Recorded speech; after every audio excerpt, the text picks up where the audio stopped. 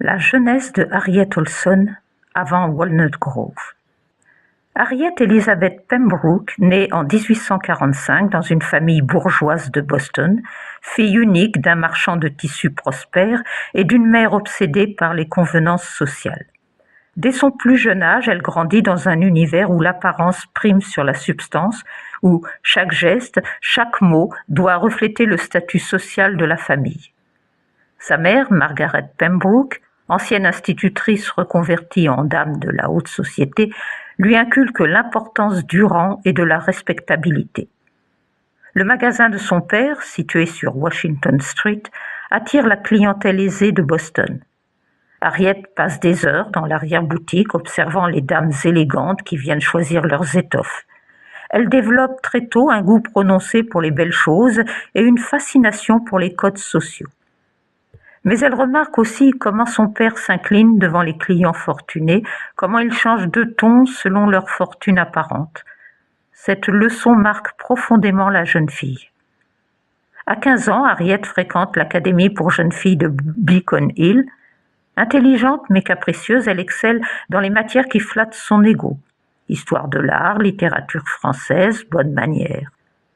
Ses professeurs la décrivent comme brillante mais difficile, dotée d'une langue acérée qu'elle n'hésite pas à utiliser contre ses camarades moins fortunés. Elle règne sur un petit groupe d'amis qu'elle manipule avec un mélange de charme et de cruauté calculée.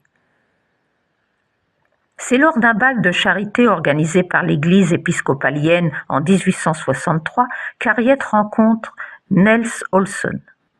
Lui, c'est tout l'opposé de ce qu'elle imaginait épouser.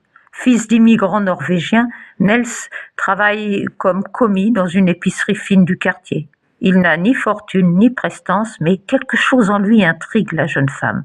Sa tranquille assurance, sa gentillesse naturelle et surtout la façon dont il ne semble pas intimidé par ses airs hautains.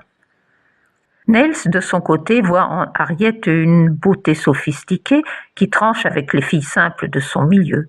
Il est séduit par son intelligence, sa culture, même s'il perçoit déjà ses défauts. Leur conversation révèle des personnalités complémentaires, elle, volcanique et ambitieuse, lui, posé et pragmatique. Quand Harriet se lance dans ses diatribes contre les gens du commun, Nels l'écoute avec un sourire amusé qui la désarçonne.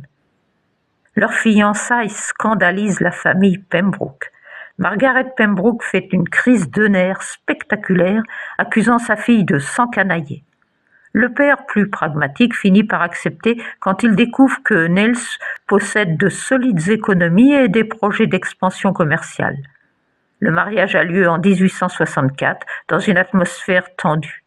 Harriet porte la robe de soie blanche de sa grand-mère, mais la moitié des invités de sa famille boycottent la cérémonie. Les premiers mois de mariage révèlent rapidement les incompatibilités. Harriet s'attendait à ce que Nels transforme son épicerie en grand magasin bostonien. Elle décore leur petit appartement au-dessus de la boutique avec un luxe tape à l'œil qui creuse leurs finances. Nels, patient mais ferme, refuse de s'endetter pour satisfaire les caprices de sa femme. Les tensions s'aggravent quand Harriet réalise qu'épouser un commerçant la relègue dans une classe sociale inférieure. Ses anciennes amies la snobent poliment et elle se retrouve coincée entre deux mondes, trop aristocrate pour les voisins de Nels, trop déclassée pour son ancien milieu. Cette frustration alimente son caractère déjà difficile. La naissance de Nellie en 1865 apporte un répit temporaire. Harriet reporte sur sa fille toutes ses ambitions déçues. Elle la couvre de dentelles et de rubans, déterminée à en faire une petite princesse. Mais même la maternité ne suffit pas à combler le vide qu'elle ressent. Elle développe une aigreur grandissante envers ceux qu'elle perçoit comme socialement inférieurs, compensant ses propres frustrations par un mépris ostentatoire. En 1867, la situation économique se dégrade à Boston. La concurrence des grands magasins naissants menace les petits commerces. Nels, qui a toujours rêvé d'aventure, propose l'impensable, partir vers l'ouest, où les opportunités sont nombreuses pour un commerçant avisé. Il a entendu parler de villes nouvelles qui se développent le long des voies ferrées, où un magasin général peut prospérer. Harriet accueille cette proposition comme une catastrophe personnelle. Quitter Boston signifie abandonner définitivement ses rêves de réintégrer la haute société. Mais la perspective de rester dans leur situation actuelle lui semble pire encore. Après des mois de disputes houleuses, elle finit par céder, à condition que leur installation soit temporaire. Quelques années pour faire fortune, puis nous reviendrons en triomphe, se persuade-t-elle. Les préparatifs du départ révèlent toute la complexité du personnage d'Harriet. Elle insiste pour emporter sa vaisselle de porcelaine, ses robes de soie, ses bibelots précieux. Nels tente de lui expliquer les contraintes du voyage en chariot, mais elle refuse d'entendre raison. Finalement, ils partent avec un équipement hybride, les provisions pratiques choisies par Nels et les nécessités d'Harriet qui alourdissent considérablement leur convoi. Le voyage vers l'ouest marque un tournant dans la vie d'Harriet. Partie de Boston en avril 1868 avec une caravane de colons, elle découvre brutalement la réalité de la frontière. Ses robes de soie se déchirent sur les broussailles, ses chaussures vernies s'abîment dans la boue, sa peau délicate souffre du soleil et du vent. Les premières semaines sont un calvaire. Harriet se plaint constamment, critique tout et tout le monde. Elle refuse de participer aux corvées collectives, considérant qu'elles sont indignes de son rang. Les autres femmes de la caravane, venues pour la plupart de milieux modestes, la regardent avec un mélange d'agacement et de pitié. Mais Nels, loin de la répudier, fait preuve d'une patience infinie. Il l'aide discrètement, compense ses défaillances, la protège des moqueries. Un incident révélateur se produit près de la rivière Platte. Harriet, qui refuse catégoriquement de laver son linge dans la rivière boueuse, accumule les vêtements sales. Quand la petite Nellie tombe malade d'une fièvre, une femme de la caravane, Mary Patterson, soigne l'enfant toute la nuit. Au matin, Harriet trouve Marie en train de laver et raccommoder les affaires de Nellie.